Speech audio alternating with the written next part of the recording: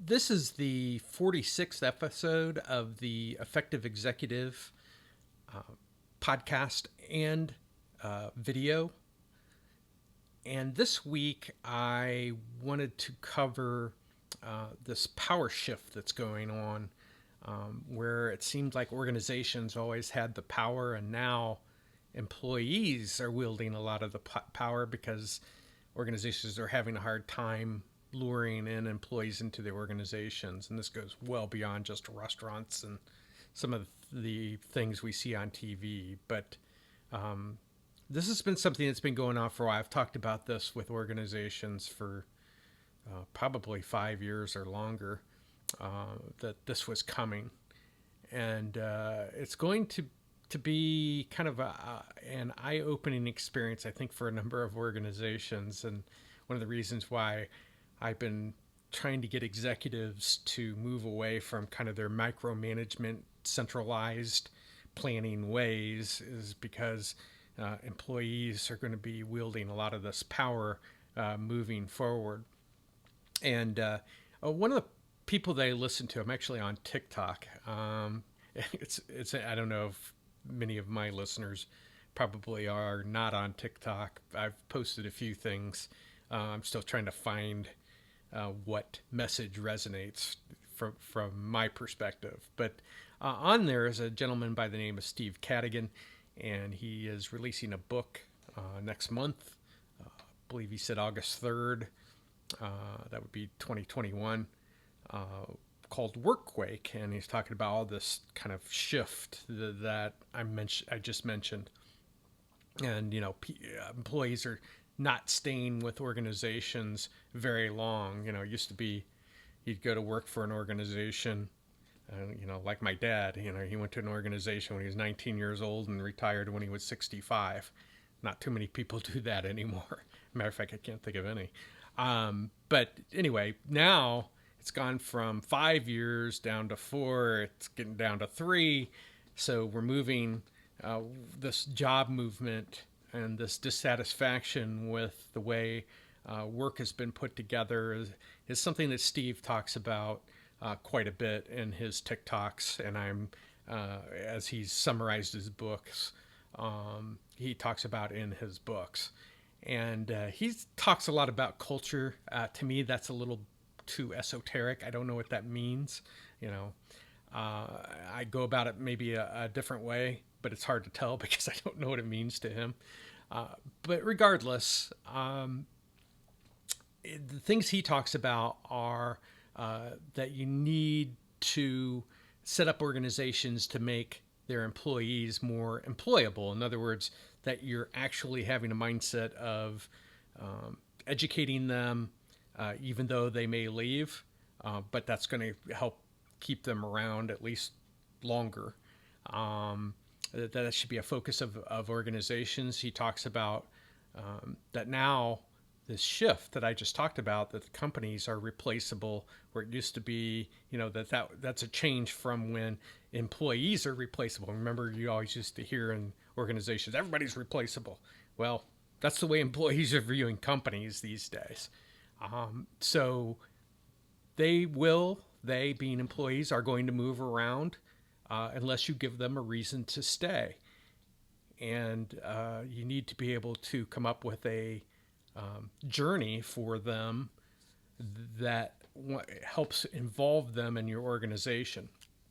Now, this conflicts quite a bit with things that I've been talking about in all of my podcasts and YouTube channel videos with regards to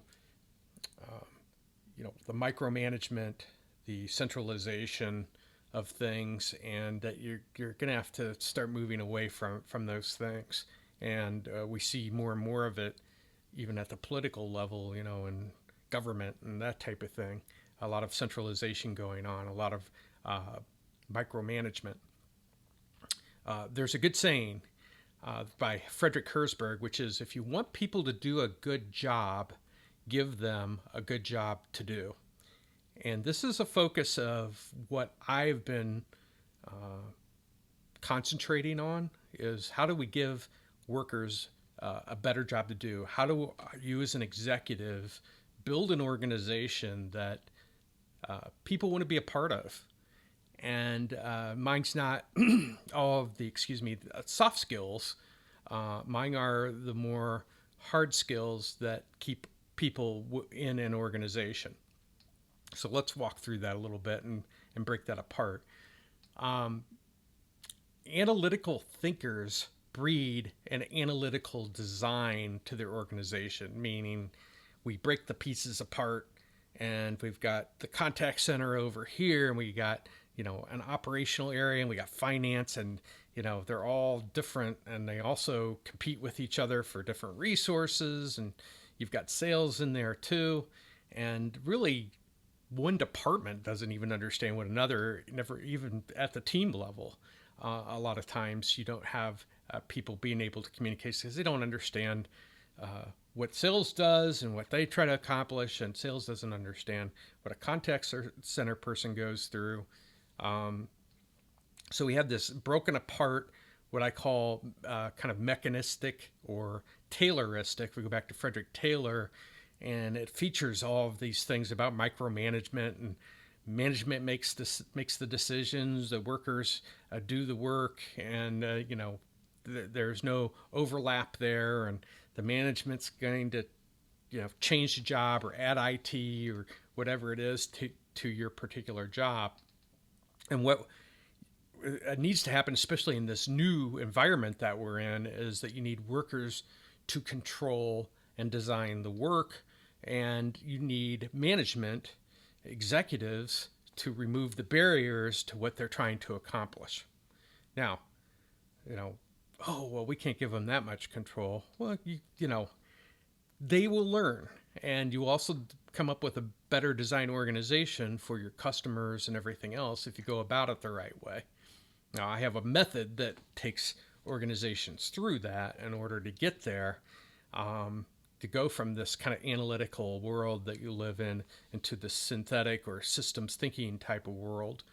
But you're going to need this synthetic built organization so that the work isn't, you don't have people pegged just into a contact center or into sales or whatever, where they're more aware of how the entire system operates, and that it has a very defined purpose, that they know what it is that they're trying to accomplish. They know what the things are better, and that connection to the customer, even if you're in finance or IT or whatever, understanding what a customer goes through in interacting with your organization becomes very important.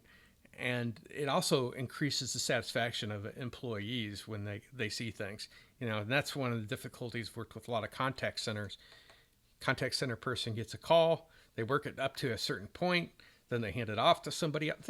There's no finality for them. There's no conclusion to that particular call, and it leaves you a bit unsatisfied.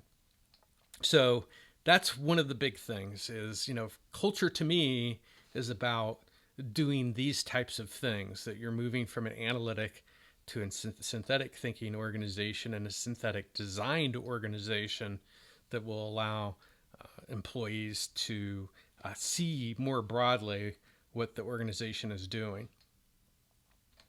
So there's one other thing that will keep employees engaged in your organization for longer periods of time, which is innovation. If you got an innovation system that allows employees to come up with ideas, and everyone participates, this renews the mind and helps people know that their thoughts and some of the ideas that they have for an organization are being listened to, rather than being cut off. So this is one of the things that, I don't talk much about, maybe current events, and probably should more. This power shift that's changed, and where organizations, once yielded all the power, and now, that's shifted. So hopefully you'll get something out of this. I know this is a big deal for organizations. Steve Cadigan's book is number one, on the pre-order list for leadership, and I think it's something that everyone should be looking at right now. Uh, as well, there's a lot of things going on, but with the economy and all of those types of things. But certainly, getting employees in your organization is certainly close to the top of that particular list.